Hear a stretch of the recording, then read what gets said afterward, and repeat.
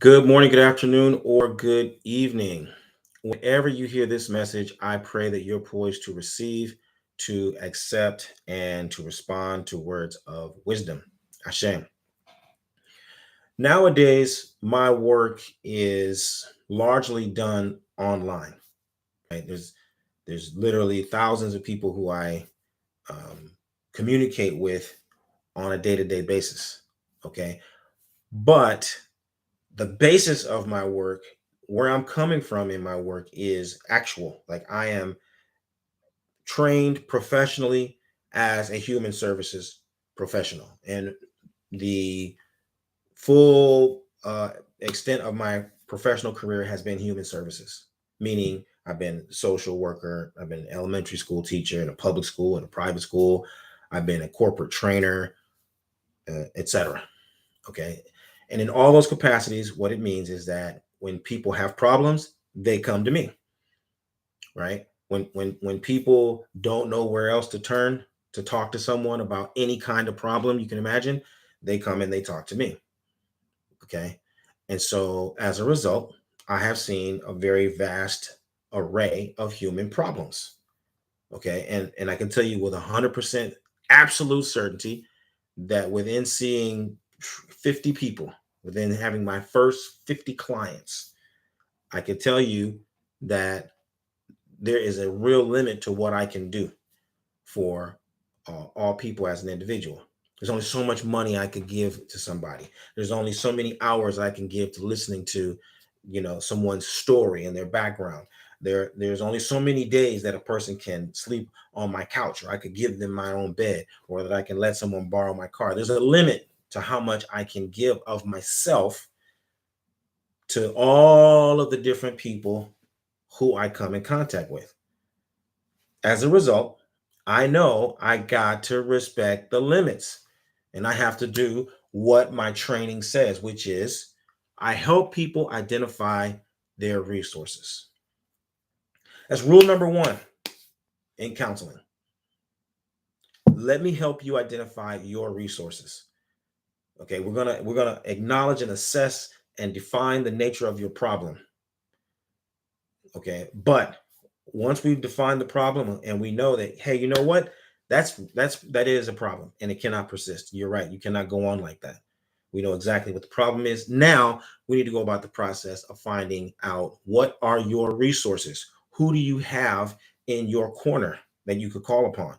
If it's people who you know, if there are government services, state, city, national, there's let's find something in your job. If you're a veteran, we're going to start looking around everywhere we can to find the resources that will create a sustainable change for you. And that's how I know I'm really helping you. I know I'm really helping you because I'm helping you identify what you can do. It's like teach a man to fish or give him a fish, right? You give a man a fish, he'll eat for a day. You teach him how to fish, he'll be able to eat forever. Likewise, it is the same with your problems. And what I find is that online in particular,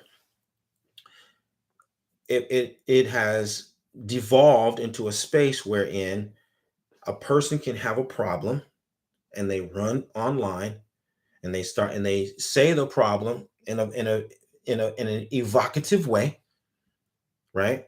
And then all these other people immediately jump in and they have this big old pity party. Oh, and they're going on and they're getting, feeding all of this emotionalism. Yeah, I'm so sorry, and what can I do, and how can we help, and blah blah blah, right? But knowing that, no, you you can't you can't position yourself as you're going to just give all you have to this person, and that you're all just open and available to help this person in any way you possibly can, because that's not reality. It's not sustainable. Likewise, people will come on, you got a problem, you position that problem in a very evocatively. And then people will come in, woo, woo, woo, woo, woo, woo, woo, woo, woo, ooga booga booga, booga booga booga booga. Like they're gonna really come in and do a whole bunch of stuff. But you know that you're not going to get on a train and go to Chicago and show up with arms and go and raid this and fight those. And you know that you're not going to do all that. So don't pretend that that's the case and get this person all worked up and be feeding this emotionalism, because it's not real. All of that is emotional manipulation. That is emotional manipulation. So no matter what side of the equation you fall upon, if you're feeding people sensationalism and their emotionalism, you are manipulating those people. You are manipulating those people. Likewise, the people who are positioning themselves and telling you these stories online, they're also manipulating you. So y'all fall into this vicious cycle of manipulation. People are putting themselves out there and looking for pity, or they're looking for people to, woof, woof, woof. But no one is ever looking at the real sustainable changes that are going to help this person get better, whatever the situation is. Okay. And so I really want to implore you, as a human services professional, as someone who has dedicated my life to helping people, please stop manipulating each other. Stop manipulating each other. If you really want to help somebody, hey, you help them define their problem. Okay. You're only interested in talking to this person to the extent to which you can actually help them define the problem. What is this? Why is this really a problem for you? Truly. Okay. Number two, like I said, what do you have at your disposal? How can you solve that problem? Who can you talk to? What agencies are in your reach? Do you have access to? What is it within your own day-to-day routine you can change? What is it that you need to adjust that will help prevent this problem from persisting? Those are the kinds of things that you need to help a person realize once you define the problem. What are their resources? And once they've got their resources and they know what is at their disposal, then you start working on a step-by-step process. Who do you need to reach out to first? Where do you need to go first? What do you need to stop doing first? Okay. What behavior do you need to change within yourself first? All right. And then once you have those things in place, you can make yourself available to check in. Hey, you know what? I'll be your accountability partner. How about I call you tomorrow at 10 o'clock and I'm going to check in on you to see how you're doing. Then I'll call you again the next day at 10 a.m. and I'll just to see how you're doing. And then on the next day, we can get together over at Starbucks and, I'll invite you to coffee and we'll check in and see how you're doing.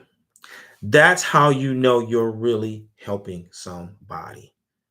Okay. And that's how if you really want to be useful, this is how you stop being an emotional manipulator. Okay. This is super important for the leaders, because leadership is service. Leaders don't just tell people what to do. That's not our position, is telling people to do this and do that. Leaders are people who serve. Okay. And so this message is particularly important for the leaders, because if you're a leader, people are also coming to you to solve their problems, whether you're a human services professional or not. People are coming to you and they're saying, I got this situation. Can you help me? Okay. And so I am always looking for leaders. I'm in desperate need of leaders. I'm looking for people who are dedicated to changing the world through positive influence. If you're one of those people, I want you to find out how Obafemi Origunwa and the Orisha Lifestyle Academy can help you take your practice and your life to the next level. Visit me at obafemio.com or orishalifestyle.com. And let's start living the medicine that will help heal your life and heal the lives of those who you are destined to serve. I look forward to working with you. Odabo.